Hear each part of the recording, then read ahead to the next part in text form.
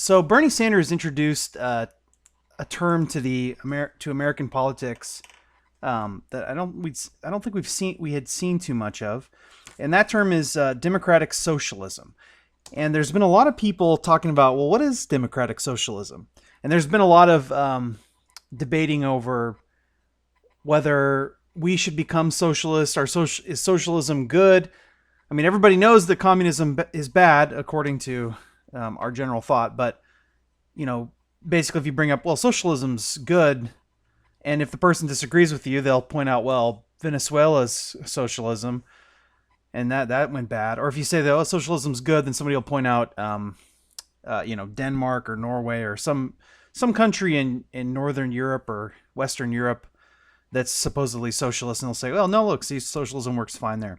So anyway, so what I wanted to do, and I've listened to a lot of things on this subject, but what I want to do is, do my version and try to I want to define what I think each part means, and then hopefully that can give us a framework to think about them.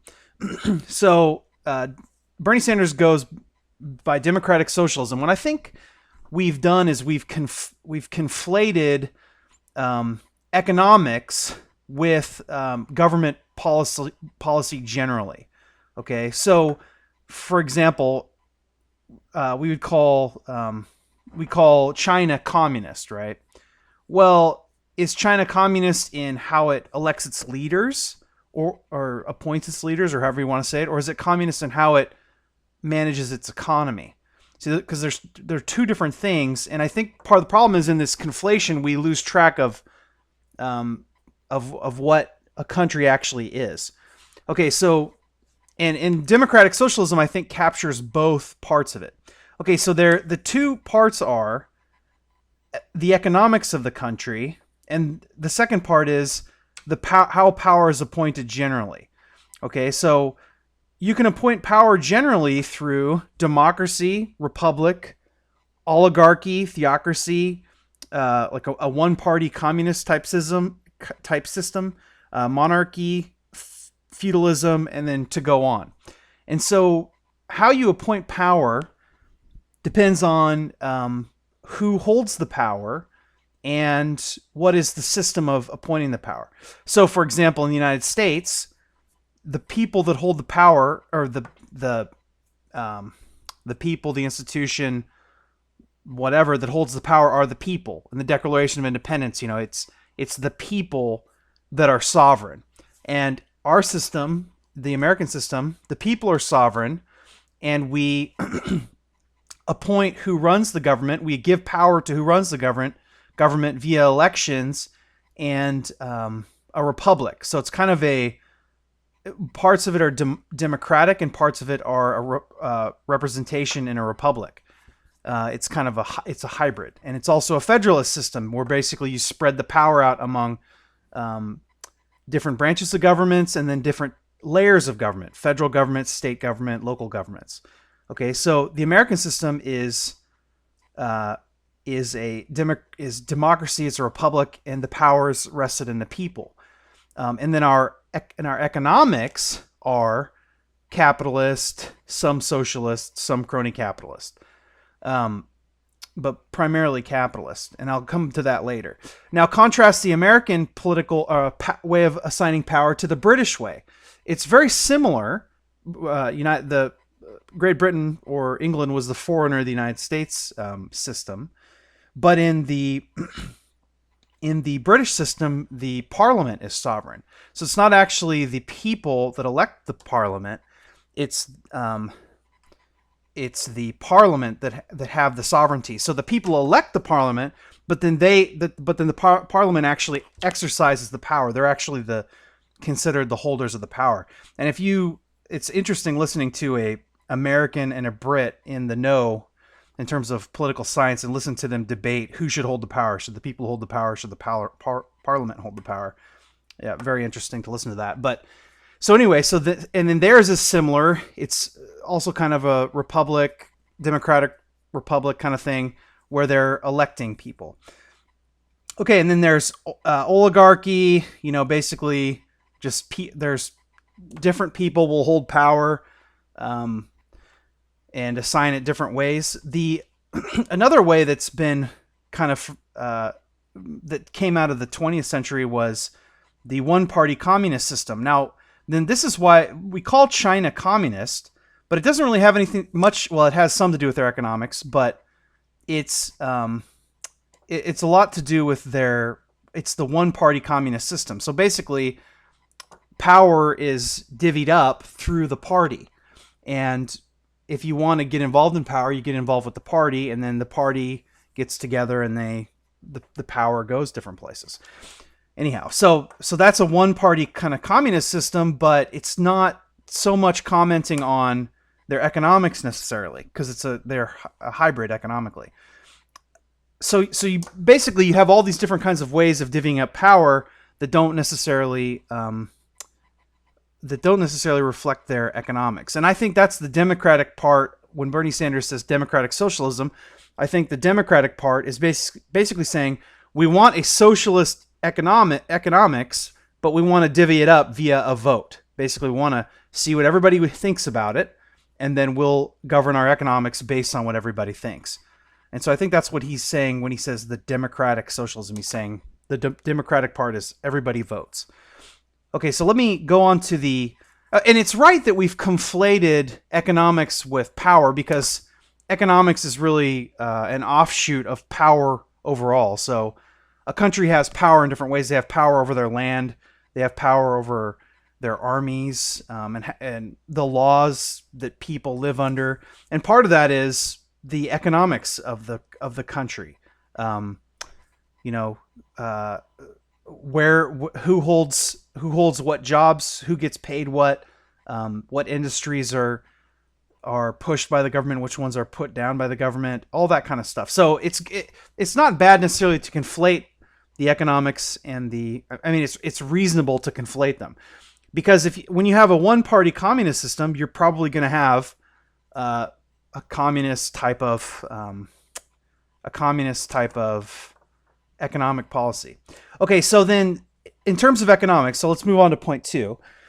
There's different ways to manage economics, but I would say the way it is now, it's really on a continuum between absolute freedom, which would be represented by capitalism, and then absolute control, which would be represented by communism. Okay, so I mean, in the past, so let me just list my list of economic systems here. I have capitalism, socialism, crony capitalism, communism, mercantilism, feudalism. So in the past, you've had economic systems that are based on right, like for instance, you have feudalism with monarchy, and that doesn't really fit into into kind of our today's norms between capitalism and communism.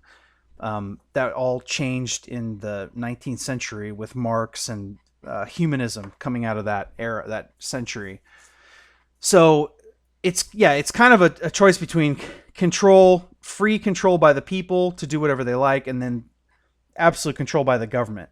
Now, where the government control came from is basically Karl Marx argued that all economics was sourced in labor. It's sourced in what people do with their hands, going to work and doing things with their hands. And basically he said that he's saying that the proletariat, the workers, they're the ones that generate all of the capital via their labor, and that the bourgeoisie, the rich people, are on top of that, basically skimming off the top of their labors, and that the worker should have the choice of what is done, because he's the person that actually creates all of the wealth, basically makes all the money. Now, these are two different arguments. Basically, whenever you have an owner hiring a worker, you have two parties in two opposite parties that are coming together to work together. So you have the owner, or the capital, the person who has the capital, or the idea person. They're at the top, and then they're hiring the worker to work for them. Karl Marx basically sides with the worker, and he says the owner, the idea person, the capital holder, their contribution is minimal. It's nothing. It's very small, if not anything. And therefore, all the power should be with the worker. Now, on the flip side of that, you have Ayn Rand, who argues that basically the idea person, the capital holder, the business owner, the boss, all of the product of labor or the goodness of labor is in them, and that the worker is actually the one that's not useful and replaceable. So basically, Ayn Rand takes the other side of Karl Marx. And so there are really two sides of that dispute. And really, it's in the middle. I think it's, in terms of that whole argument there, it's in the middle where, yeah, the greater contribution is made by the owner or the capital person, the person that brings the money into it, or the person with the idea, how to build the iPhone, how to build the whatever. They are the greater contributor and they're contributing most of it. But also the worker is significant too. They're not completely worthless, So, but and I think that's reflected in the money that each party makes. So the worker makes, a wage, and then the owner idea person makes a much greater wage. But I think that fairly reflects what happens in the business transaction or the making of things. Anyway, so basically communism is the communist form of government sprung out of those ideas of Karl Marx, where the worker is the one that is the sole holder of production. Okay, and because of that, communism says and socialism say that the government, which is basically they're holding the property and all the means of production in trust for the proletariat, for the workers. That means that they control the whole government. Okay, and so let me take you to then the difference between socialism and communism. If you look at it in a hard way, the difference between socialism and communism, both theories say that the government controls all of economic production. And that means it controls what you can do, how much you get paid for it, and the distribution of capital, which is essentially all money. So basically so in socialism and communism, in the hard versions of those, the government controls everything in trust for the laborer, for the proletariat. Okay? And the difference between communism and socialism is communism gives everything equally to people because Marx again, going back to Marx's idea that every laborer contributes and it's the labor of his hands. So every person gets the same because they're one of the laborers. Whereas in socialism, it's you get paid according to your skill and what you provide. So, and that's really the only difference. Both are complete controls in their hard state, are complete controls of the government and of essentially all money, because you can't control the means of production, which is what communism and socialism want to control, without controlling capital. Capital is buying the factories, putting up money to invest, and all those things. And capital is just, that's what you have in your bank account, if you have anything in your bank account, or your house or anything. Okay, so now in terms of, so basically capitalism says, everybody just do, it's basically just do what you will, and then whatever, you get the fruits of your labor or, the failures of your not good labor or whatever. So capitalism lets whoever's holding the capital, whoever is working, they get paid according to whatever somebody else will pay for their system. And essentially the government, in pure capitalism, the government controls nothing. The citizens control everything. Now, in pure capitalism, the government can regulate things, but if you get into a strong enough regulation, you're moving towards socialism. Because, say, for example, if I take away the ability to make, say I say that certain drones are too dangerous to make, and that the government has to make a certain kind, like helicopter drones, for example. Let's say that they're too dangerous, so the government needs to be the ones making the drones. See, then you've moved the making of drone helicopters out of the individual's hands in the capitalist system into the government's hands, which is the communist socialist system. Okay, and that's what is really the case today. So the United States is mostly capitalistic, but that it has parts that are socialist or communist. So, for example, Social Security is a retirement plan that the government has stepped in and says we're going to collect taxes to do a retirement type system. Okay, and that is a socialist or communist. Well, it's actually socialist because it depends. It's not communist because not everybody gets the same thing. It depends on how much you put in. So it's a socialist type of system. And so these governments so really when somebody argues, well, these Northern European countries or these Western European countries or Argentina, these are socialist countries. They're not. That's not that. It needs to be a more detailed analysis than that. That's not a good argument to have with people. It's like, oh, Norway works and it's a socialist, or Argentina doesn't work and it's socialist. What you should be looking at is, well, where specifically is the government controlling the labor, and where are the people controlling the labor, or just the ordinary citizen controlling what they do? And that's really should be more what the argument should be tilted towards, because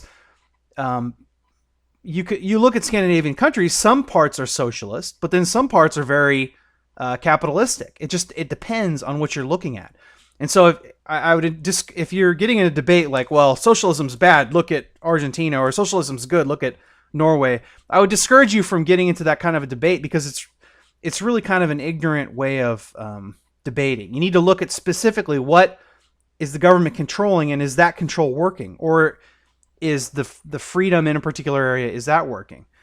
The other thing I should talk about is crony capitalism. Crony capitalism is this. It's kind of the thing where people are talking about George Bush going to war for Halliburton oil. So basically the idea of the government tipping the scales for certain business interests. And I'm not saying that doesn't happen, because it absolutely happens. But the government, I just think the Halliburton thing is kind of funny. The government tipping the scales for businesses absolutely happens in the United States. Absolutely. It happens all over.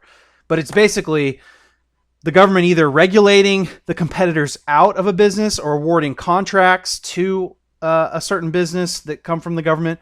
That is crony capitalism. And, and basically those, I'm saying basically too much.